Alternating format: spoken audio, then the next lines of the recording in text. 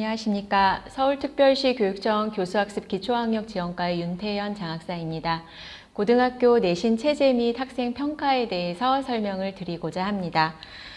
현재 중학교에 있는 학생이나 학부모님들께서 궁금하실 만한 사항들을 생각해 봤습니다.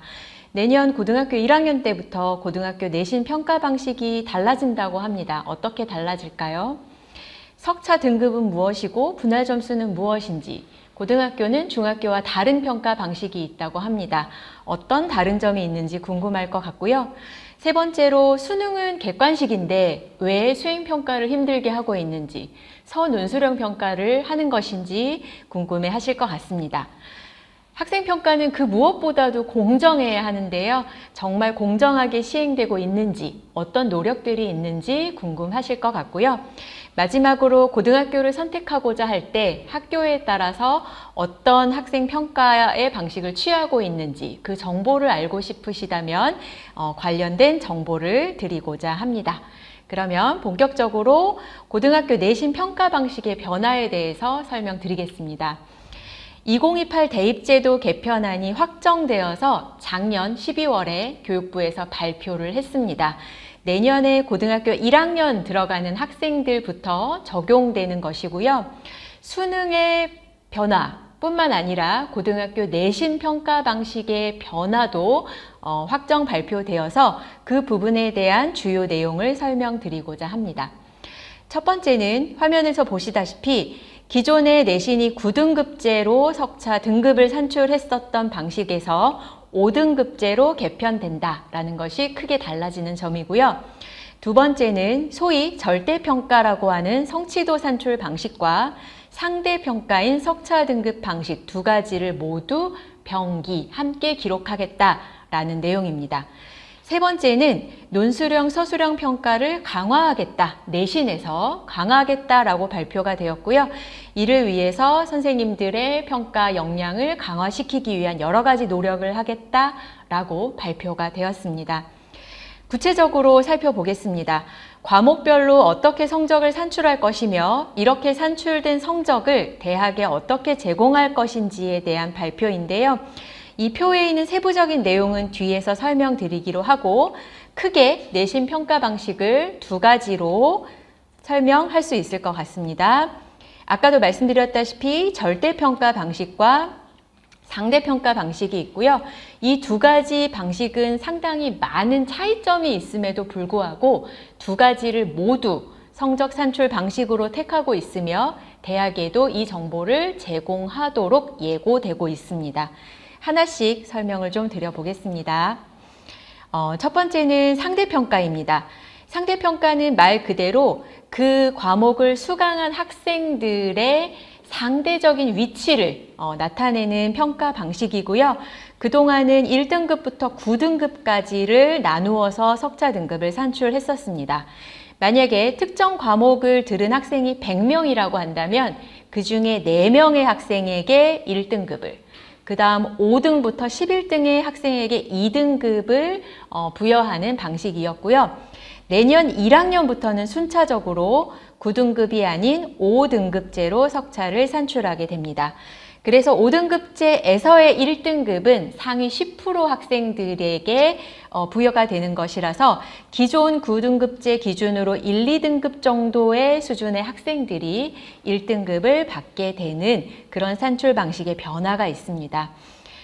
다소 그 등급이 9등급으로 쪼개져 있을 때보다는 완화된 방식이라고 할 수 있겠는데요. 학생들 간의 지나친 경쟁을 다소 좀 완화하고자 하는 그런 목적이 있다라고 생각해 주시면 될 것 같습니다. 등급을 산출하지 않는 예외 과목들도 있고요. 이 부분은 뒤에서 조금 더 자세히 설명드리겠습니다.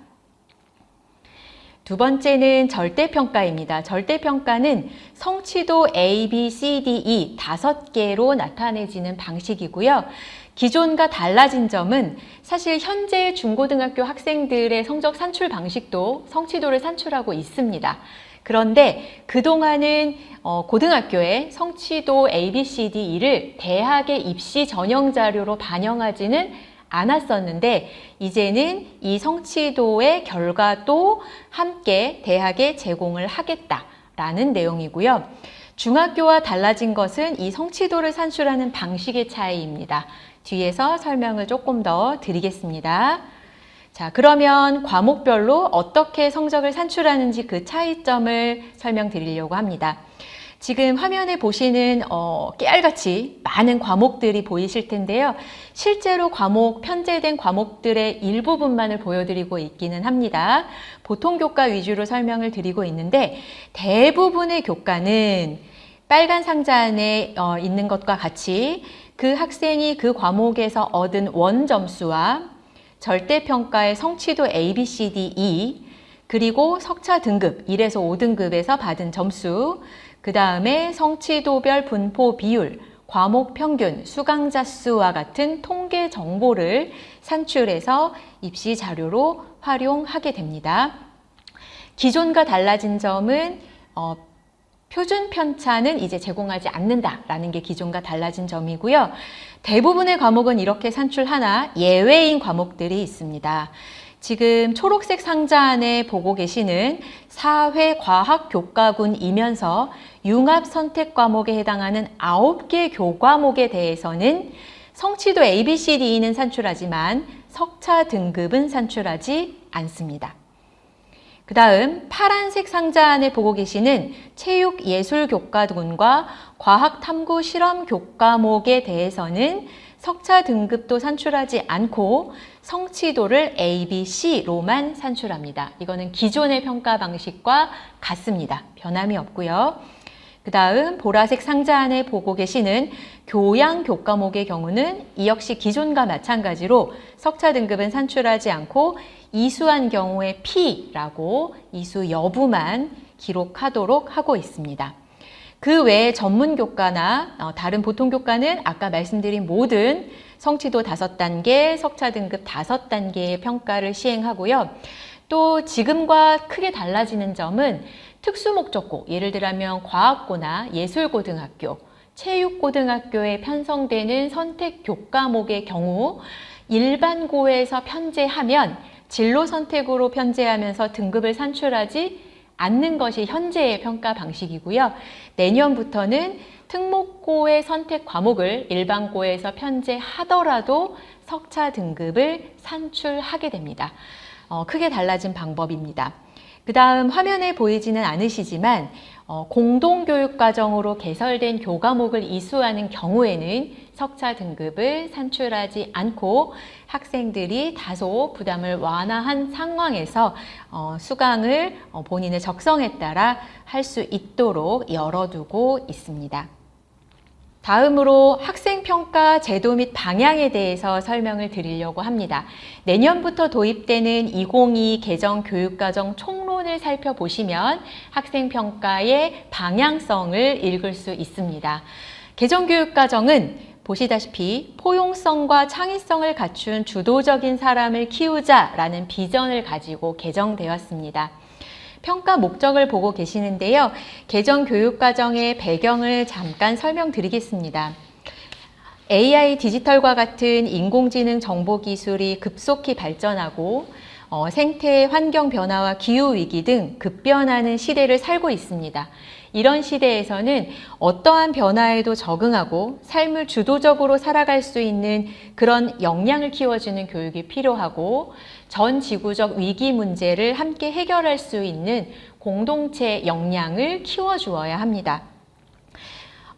무엇을 교육해야 하는지를 얘기할 때 저희가 소위 물고기를 잡아주지 말고 낚시하는 법을 가르쳐라 라고 얘기하곤 합니다.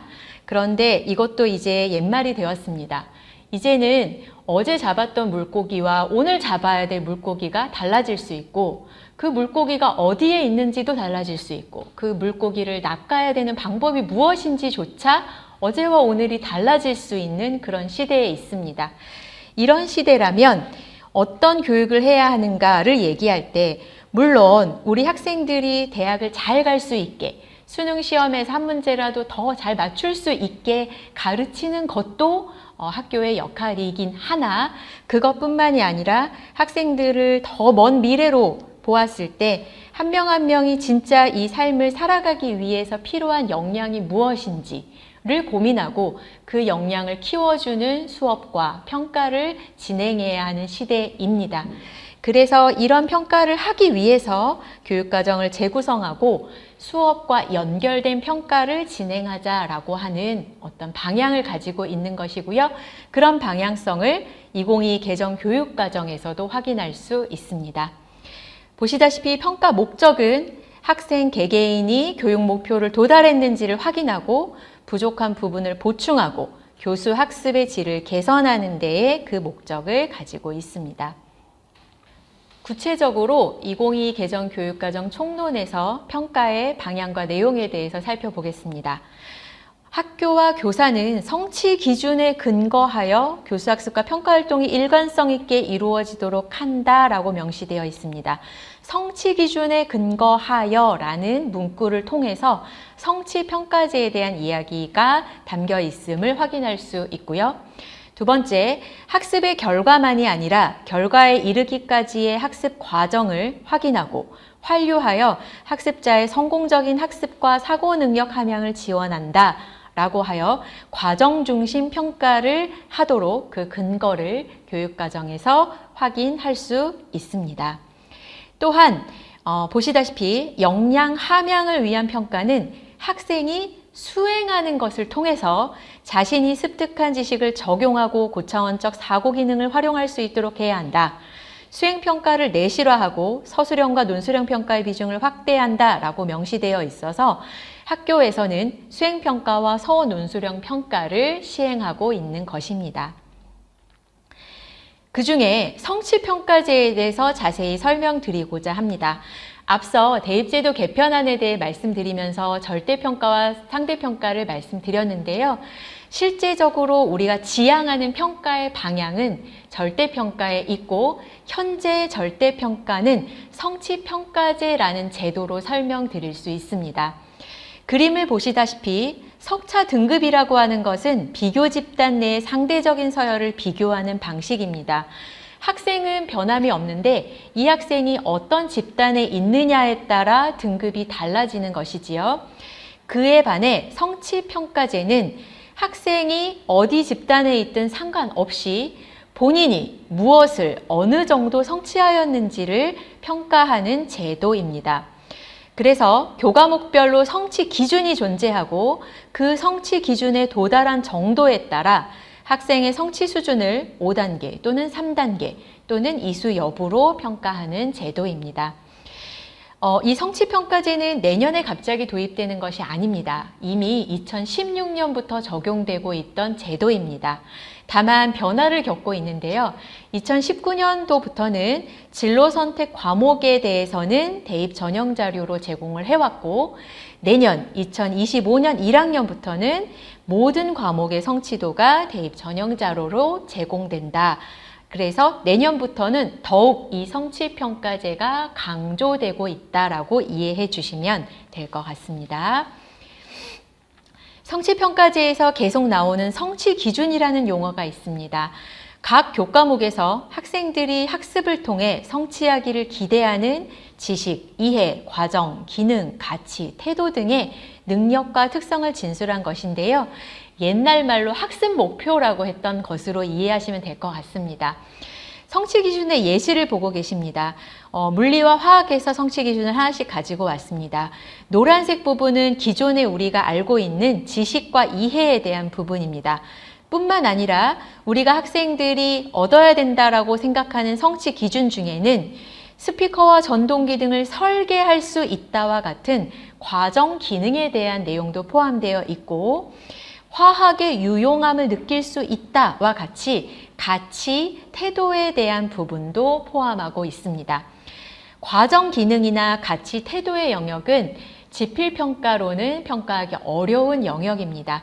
이런 부분은 수행평가를 통해서 수업 장면 속에서 이루어지고 있습니다. 다음으로 성취평가제에서의 성취도를 산출하는 방식을 설명드리려고 하는데요. 중학교와 고등학교의 차이가 있습니다. 표를 보시면 중학교는 성취 기준에 도달한 정도가 90% 이상이라고 할 때 그것을 판단하는 기준 점수를 고정된 점수 90점으로 판단합니다. 100점 만점에 90점 이상이면 A가 되는 것입니다. 80점 이상이면 B가 되는 것이지요. 모든 과목이 이와 같이 고정되어 있는 분할 점수에 따라 성취도가 산출되었습니다. 고등학교는 다릅니다. 표에는 예시를 보여드리고 있는데요. 지금 예시를 보시면 90% 이상의 성취율을 보이는 기준이 되는 분할 점수가 88점으로 제시되어 있습니다. 성취도 A와 B를 나누는 기준이 되는 컷 점수, 분할 점수가 88점인 거고요. B와 C를 나누는 분할 점수가 79점인 것입니다. 이와 같이 고정되어 있지 않은 추정으로 산출된 분할 점수를 교과목에 따라 달리 정할 수 있습니다. 이때 이 달리 정해진다는 이 추정 분할 점수는 교과 선생님께서 임의로 정하시는 것이 아닙니다. 평가 문항을 출제한 다음 그 문항의 난이도와 그 문항의 학생들이 예상 정답률이 얼마일지를 추정해보고 이를 프로그램에 입력해서 산출되는 점수로서 분할 점수가 나오는 것이고요. 따라서 학생 학부모님께서는 시험을 보기 전에 이 분할 점수에 대한 정보를 듣게 됩니다. 정리하자면 고등학교는 교과목에 따라서 분할 점수가 다를 수 있다라는 점입니다. 고등학교는 중학교와 크게 이런 부분에서 차이점을 가지고 있습니다. 다음으로는 학생평가의 제도가 근거가 되는 법적인 지침을 설명드리려고 합니다. 화면과 같이 초중등 교육법과 시행규칙에 근거해서 교육부에서는 매년 학교생활기록 작성 및 관리 지침을 개정하고 있습니다. 이 학교생활기록 작성 및 관리 지침에는 교과 학습에 대한 평가 결과뿐만이 아니라 창의적 체험활동이나 출결과 같은 학교생활의 종합적인 기록이 담기게 되는 것이지요. 이 지침을 근거로 해서 시도교육청별로 학업성적 관리 시행 지침을 수립합니다. 그리고 이 시행 지침의 범위 안에서 각 학교별로 그 학교의 여건과 상황과 특수성을 반영한 단위학교의 학업성적 관리 규정을 매년 개정해서 마련하고 있습니다. 지금 보여드리고 있는 이런 지침에 따라서 학교는 평가의 계획, 시행, 결과 처리 등에 대한 모든 사항을 철저히 관리하고 있습니다. 그리고 평가의 모든 계획들은 사전에 수립돼서 시행 전에 학생, 학부모에게 안내하도록 하고 있고요. 그 평가의 결과는 학생 본인이 직접 확인하도록 하고 그 이의에 대해서는 반드시 신청의 기회를 부여하도록 함으로써 평가의 객관성, 공정성, 투명성, 신뢰도를 확보하고 있습니다. 학교의 평가는 결코 주먹구구식으로 이루어지는 것이 아니라는 점을 강조드리고 싶습니다. 단위학교에서 마련된 학업성적 관리 규정 중에는 학교별로 결정하는 주요한 내용들이 포함되어 있는데요. 크게 세 가지에 대해서만 대표적으로 말씀드리려고 합니다. 부정행위 예방 대책 및 처리, 지필평가 및 수행평가의 이의신청 절차, 결시생 및 인정점 부여 사유 비율, 인정점 산출 방식 등은 각 학교별 규정에 따라 정하기 때문에 옆에 학교와 우리 학교의 부정행위의 기준이나 그 처리 방식은 다를 수 있고 이의신청이 있을 경우에 누가 어떤 방법으로 이의신청을 할 것인지도 학교마다 다를 수 있습니다. 학업성적 관리 규정뿐만 아니라 학생 평가와 관련한 의사결정은 모두 정해진 절차에 따라 이루어집니다. 해당 교과의 교과협의회 협의를 거쳐 그 학교에 마련되어 있는 학업성적관리위원회라는 기구에서 심의를 통해 결정되면 최종적으로 학교장의 결정이 되어야 학생 평가 관련된 모든 것들이 정해집니다. 마지막으로 학생평가의 기록에 대한 말씀을 드리려고 합니다. 학교생활기록부 부분에서 교과학습 발달 상황이라고 하는 부분에 이 평가가 기록되는데요. 보시다시피 학기, 교과, 과목, 학점, 그 학생이 얻은 원 점수와 수강생들의 과목 평균, 절대평가 방식의 성취도 A, B, C, D, E 별로의 분포 비율, 그리고 상대평가인 석차 등급과 해당 과목을 수강한 학생 수를 기록하고 있습니다. 뿐만 아니라 교과학습 발달 상황에는 방금 말씀드린 점수로 나타나는 정량평가뿐만 아니라 문장으로 드러나는 정성평가도 함께 담겨 있습니다. 교사는 수업과 관련된 내용들, 그 수업 장면에서 관찰된 것들을 과목별 성취 기준에 따른 성취 수준의 특성 및 참여도, 태도에 대해서 종합적으로 기술하고 있습니다. 따라서 학생들이 수업과 평가가 수업 중에 이루어졌을 때 선생님께서 보고 있는 그 모든 과정들에서 드러난 것들은 이렇게 정성적인 기록으로 남는다라고 이해해 주시면 될 것 같고요. 따라서 우리 학생들은 평소 수업 시간에도 성실히 수업에 임해야만 좋은 평가 기록을 받을 수 있을 것이고요. 실제로 대학 입시 전형 자료에서는 이와 같이 정성적으로 드러나는 과목, 세부 능력 및 특기사항 정보가 상당히 중요하게 작용됩니다. 이와 같은 학교 생활 기록부는 자녀의 학생부, 학교 생활 기록부를 졸업하기 전에 확인할 수 있는 방법이 있습니다. 나이스 학부모 서비스를 통해서 학교 생활 기록을 확인할 수 있습니다. 우리 학교의 학생평가의 정보가 궁금하시다면 특히 중요한 두 가지, 우리 학교의 학업 성적 관리 규정은 어떻게 마련되어 있는지, 각 학기별로 교과 평가 계획이 세부적으로 어떻게 수립되어 있는지 궁금하시다면 학교 알림이 사이트를 통해서 회원가입하지 않고 학교명 검색만 하셔도 쉽게 확인하실 수 있습니다. 공시정보에서 궁금하신 학년도를 선택하시고 여러 탭 중에 학업 성취 사항이라고 하는 탭을 선택해 보시면 교과 학습 평가 계획에 관한 사항과 그 학교의 학업 성적 관리 규정을 확인할 수 있습니다. 여기까지 교과학습의 학생평가 관련된 사항을 안내드렸습니다. 감사합니다.